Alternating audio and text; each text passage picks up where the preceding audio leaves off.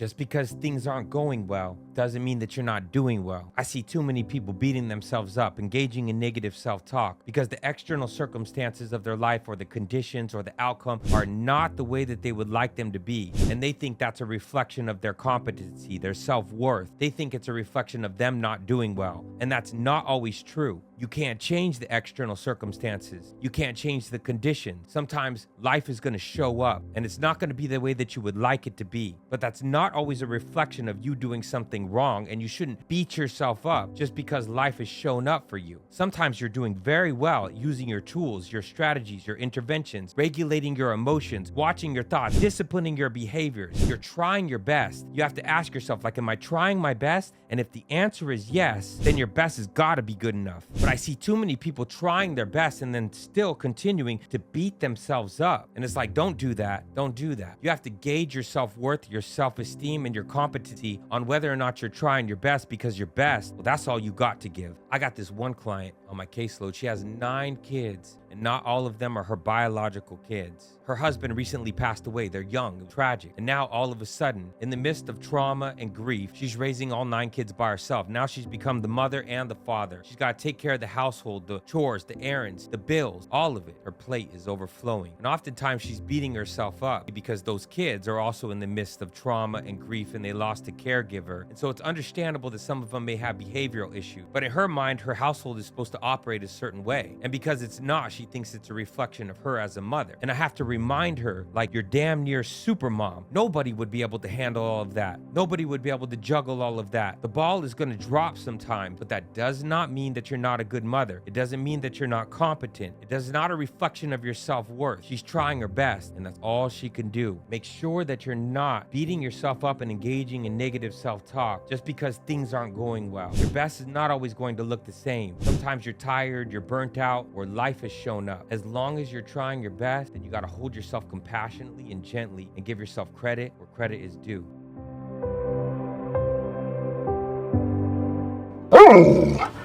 Timber approves this message.